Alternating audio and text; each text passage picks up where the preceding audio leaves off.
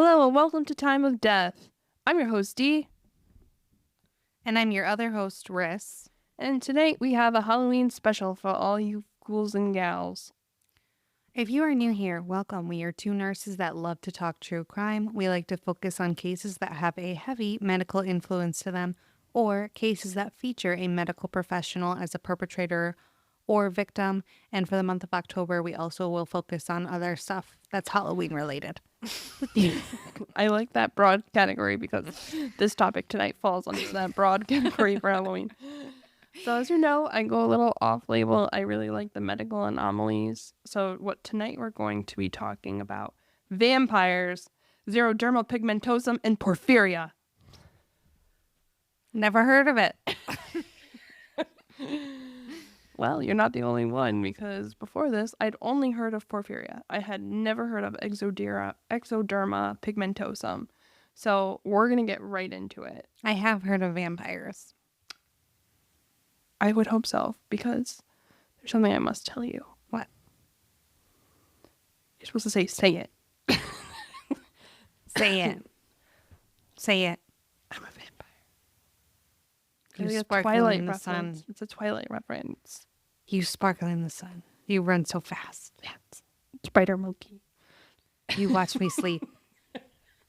Oh, well. Excuse me. And I'm also have some little allergies going on. So bear with me, because I'm a giant baby. We know this already.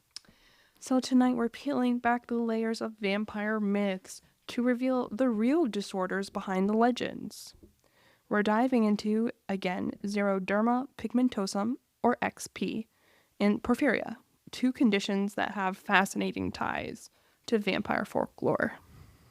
So as we talk, we'll be exploring about how these rare conditions essentially force people to live lives in darkness and avoid sunlight. Is this like a sunlight allergy? No.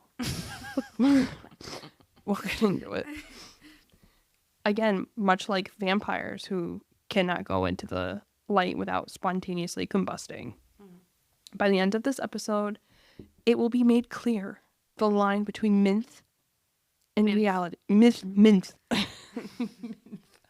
Myth and reality, which is very blurred. So we'll start with Xeroderma Pigmentosum, or XP. This is a rare genetic disorder. XP is inherited in an autosomal recessive manner, meaning a person has to inherit two copies of the defective gene, one from each parent, in order to develop the disorder. That's just bad genetic luck. The bad, the lotto. Whatever, it's a L lotto. The bad. The lousy lotto. The lousy lotto. XP is also linked to mutations in the genes responsible for the nucleotide excision repair, or NER pathway, which there's a lot of technical speak for repairing DNA damage, specifically caused by UV light. With the defective genes causing an impaired ability to repair DNA, this leads to extreme sensitivity to sunlight, skin lesions, and increased risk of skin cancer. Why are you you look like that? I think I've heard something like this before, but like It gets better. I'm trying to think, like, if I couldn't go out in the sun, you know how isolating that would be for these people? Like, They definitely need vitamin D supplementation. for sure. For sure. I'm not surprised at that one. Blah, I mean, duh, duh. most people Blah, duh, duh. need it, but I do. I have chronically low vitamin me D too. level. Especially in the winter. Oh, Well, God, forget about it. I need that supplementation. Supplementation. And you're supposed to take it with vitamin C. I was reading recently. Why? Something about the absorption. I might be thinking of iron. That's all the same. This is all the same. I should be taking an iron pill too, but am I? No. But anyways, I digress. So these people are living lives in total darkness because even a few minutes in daylight could mean potentially life-threatening consequences. People with XP are actually called children of the night for good reason. They have to shield themselves from the sun. Again, just like vampires in myths who cannot survive in the sunlight. I tried to really draw the tension out. Well, isn't there a book or something called Children of the Night about vampires? I'm sure. And also, I think there's like a movie of a girl who has something similar. Anyway, I don't know why she can't go outside, but she can't go outside. I don't know if she's got like some kind of like autoimmune disease or like cancer or something. I don't know. She can't go outside. Maybe she's got this. Maybe. But she may have porphyria too, but we'll get into that. Yeah, okay. So the connection between XP and vampires gets even more compelling when you look at the physical manifestations of XP. People who suffer from this disease may, again, develop extreme sensitivity to light, painful sunburns, and skin lesions. When vampires first started circulating around, medical knowledge was super limited. And these symptoms that people were having could have been mistaken for signs of a curse or being supernatural. Skin cancers can also leave some permanent scarring and disfiguration. Imagine seeing someone in a village centuries ago with these symptoms: pale skin, disfigured face, and aversion to sunlight. That's a rationale of how vampirism was born. Which leads us into the second disease, porphyria, which I think is actually even more compelling than XP. The connection between vampirism. Oh my God. Vampirism. Vampirism. Every year growing up, I feel like I was a vampire. You were? I don't know why, but I loved being a vampire so much. You were a scary vampire. I had that long black wig. Do you remember that long black wig? Oh my God. And I loved wearing it. I thought I was like the coolest vampire ever. You were the coolest vampire. You were a cool vampire. Thanks. You're welcome. I was Medusa one year. I remember that. I remember do you have like a headband or something with it? I think I had those gummy worms that were supposed to be snakes. Oh, okay. That was creative. I'll give them. Mom, I was in my Greek myth era.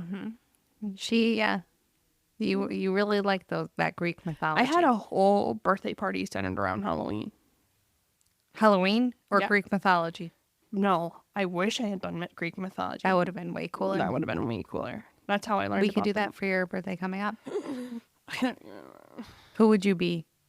If I could be anyone? That's a great question. Is Poseidon from Greek mythology? Yeah, I'd be Poseidon. you would. Or Zeus.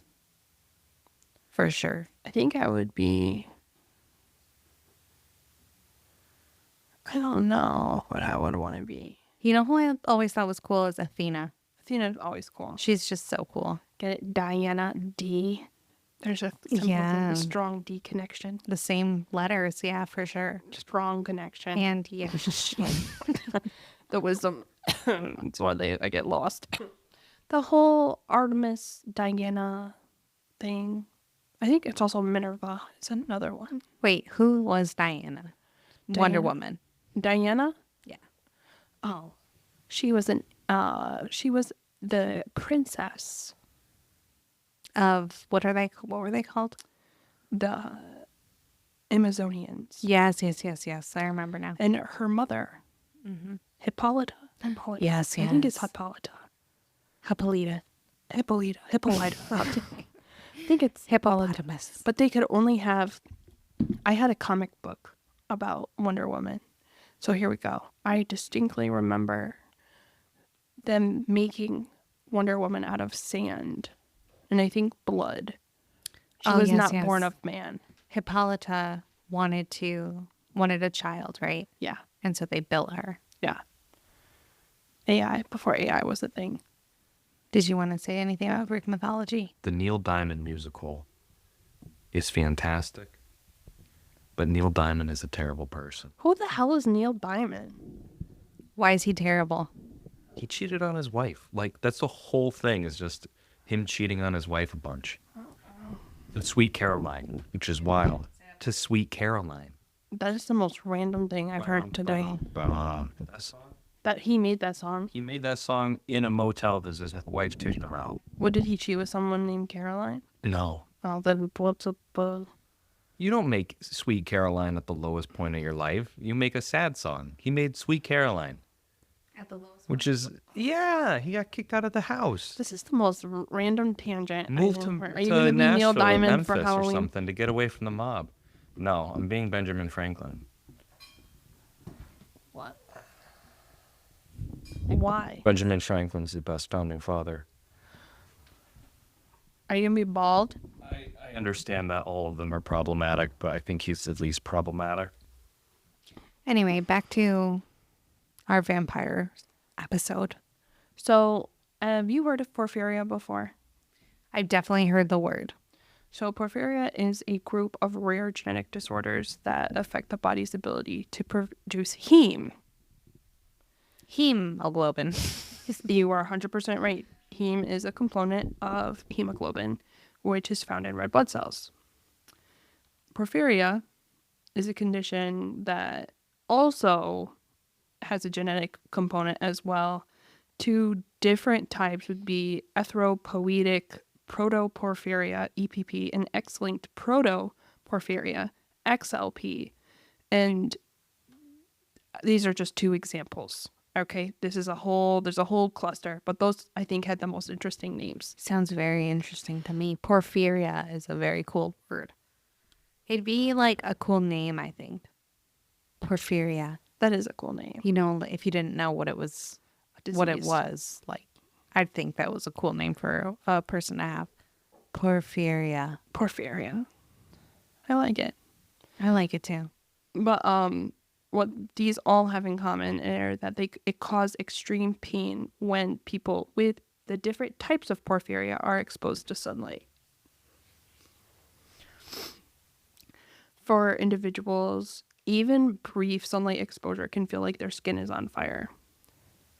With all of the porphyrias, you have increased levels of protoporphyrin in the blood, which causes, again, photosensitivity, light sensitivity, and potentially impacts their livers. Over time, again, this can lead to severe scarring and disfigurement, just like XP. They, too, like people with XP, avoid daylight at all costs, living in the shadows like vampires, again, that we know from tales. Porphyria can result in severe anemia, which makes sense if it's affecting hemoglobin, making these people appear very pale, weak, and they sometimes require blood transfusions to survive. Combine that with the aversion to sunlight, and again, they were mistaken as vampires, needing to drink blood in order to survive. Were they actually drinking the blood back in the day? Or is it just like they were getting transfusions? Some physicians during that time were encouraging people with porphyria to drink blood to compensate for the defect in their red blood cells. They, however, encouraged them to drink animal blood. Oh, okay. So no human blood. And a lot of times these people would be limited to hunt after dark. Again, feeding more into the mythology surrounding vampires. These poor people are going to have to hunt their own animals to drink the blood from. It gets worse. In porphyria, there's a phenomenon known as red teeth. Porphyrins are precursors to the heme synthesis pathway. So again, they're part of heme in hemoglobin, and the buildup of this product can cause a person's teeth to appear reddish or brown. That, combined with the disease attacking the gums, cause teeth to recede, exposing the teeth and making them look like fangs. So now you have someone who is pale, disfigured, and sporting red teeth. They were thought to be bloodsuckers.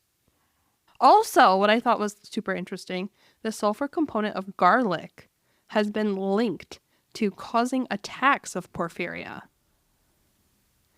which, again, feeds right into the myth that vampires are allergic to garlic.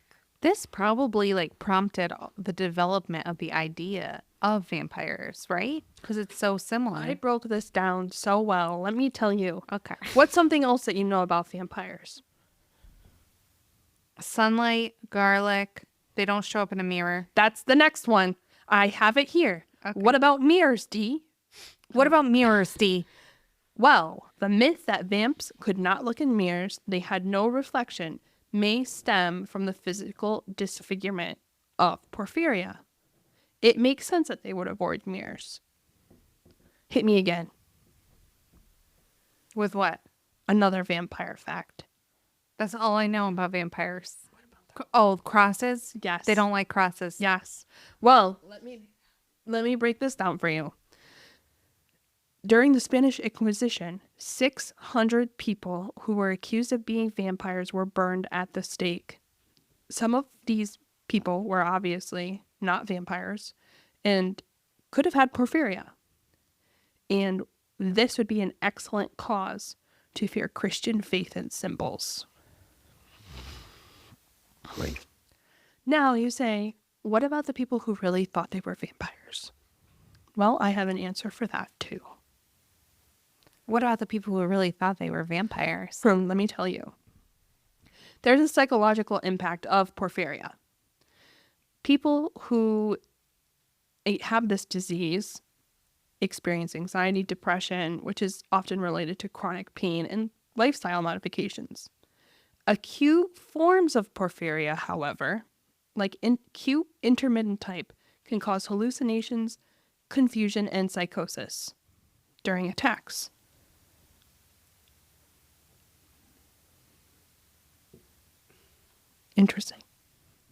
Interesting.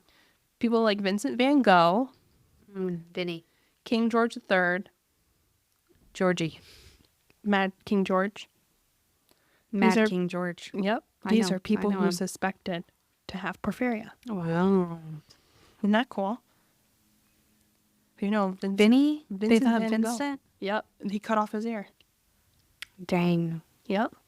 But he had a pretty extensive psych history, didn't he? He did. But it could have all been related to porphyria because there are psychological symptoms with porphyria. Yeah.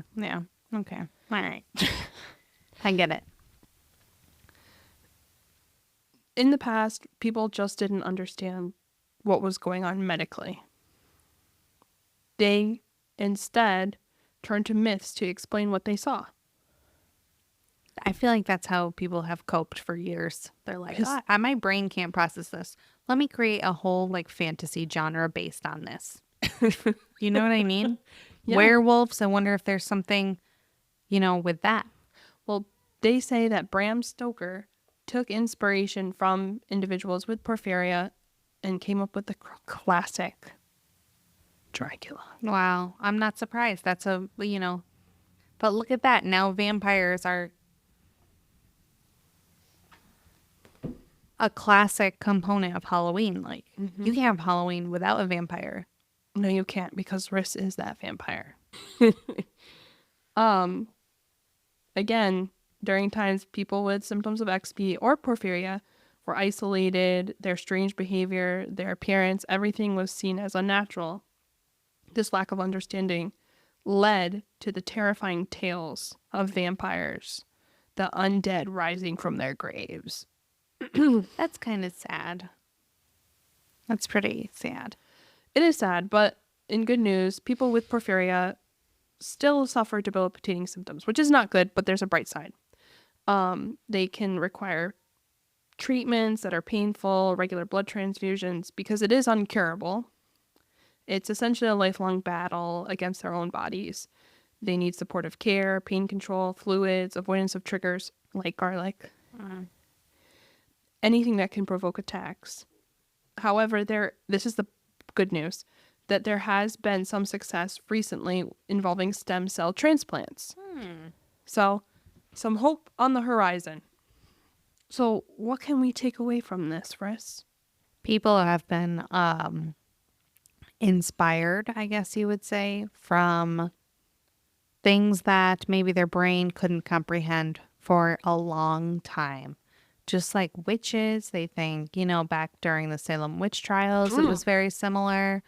During this whole Porphyria / XP, back in the day, it's hard to understand. And, it was kind of like a way for people to process seeing people like this, which, they didn't have, as much understanding as they do now, of course. But Absolutely. yeah. Didn't even know what DNA was. DNA was a foreign concept. The fact that this could be caused on a cellular level, like, that's not even, Yeah. at least I don't know of anyone during that time that could have, unless they were time travelers. Yeah. Well, back in the day, they would think that people got sick because they did something wrong or immoral. Like, oh, that's why they got sick, because they must be a horrible human being. That's like, but now we know, obviously, that's not true. He's so cute. And we're sitting here with the cutest little black cat, my familiar. A fun fact, I have 2 black cats, and both of them have a white mark on them. I don't know why, but every time we film or we record a podcast, Bubba just wants to like be all over us. Like, he's rubbing on my face, he's rubbing on the microphone, he's trying to climb into my lap. I'm like, Bubba, I love you, but you gotta chill sometimes. Anyway, Leave him alone. So, but anyway, back to what I was saying. Both of these cats have white on them. And I learned back in the day, during the Salem witch trials, correct me if I'm wrong, but this is just what I remember, or what I remembered hearing. And, I really like the idea, so I've just been telling everyone I can about it. But they would unfortunately kill black cats during the Salem witch trials. And they would spare black cats that had any white on their body. Oh my god. And they called it the angel's mark. Bubby just made it. Bubby has like the smallest little tuft of white fur on his chest. When he was a kitten, he didn't. He did. He had a small smudge. I don't know about that. I remember because when I got him, I wanted just like 100% a black cat. And I saw that little white. And I was like, oh, well, it's not exactly what I wanted, but I can't say no. I can't say no to this beautiful boy. And of course, I took him home. Cute. It doesn't really matter to me, but I remember him having that little bit of white since he was a little baby. Oh, that is so cool. I didn't know that. I'll tell you, Jack would have definitely not made it in the olden days. They would have thought he was He would be the most temperamental thought to be a dog. werewolf. I don't know. I've talked about him, but I have my dog Jack. He's a 11-year-old German Shepherd who is an absolute brat. I can't have any other animals because he's so demanding. He is difficult. He's so to get temperamental. along with. He's so temperamental, but he's so old. He's like an old man. He just wants to chill Yeah. out. He just wants everything his way. He's very particular. He's so particular.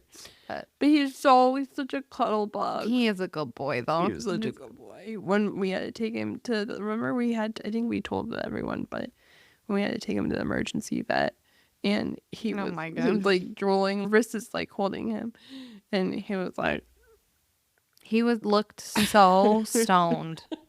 He looked like, I don't know. It's like he was out. He was out. he was so sweet. And he was out for a while. And he was so docile for the first time in his life. He was wild. The wild man. He is a good boy, though. As we talk about werewolves, our little reference to My Little Werewolf. Sometimes the scariest stories are rooted in reality. Mm-hmm. The world of the supernatural reflects our deepest fears and mysteries we just haven't unraveled yet about the human condition. We'll see you next time. Be careful who you invite into your home. Because get it? They have to be invited in. Yeah, I get it, Dee. Thank you for right. clarifying. That's all I got. That's all I got. Okay. All right, everyone. Thank you so much for tuning into this episode done by Dee. And if you enjoyed it, feel free to like us, rate us, review us, subscribe to us. Subscribe. Subscribe to us. And we will be here next week, just like always. We're here waiting for you. So creepy. I love it. Goodbye, all. Goodbye. Psych. Time is 18:56. That is 6:56 p.m. for those of you who do not know military time yet. And we'll catch you next week. Have a nice Halloween week. Bye-bye. Bye. Ooh, wait. Ooh. It's the most creepy thing we've done in a long time. Bye. Bye. Bye. Oh my God.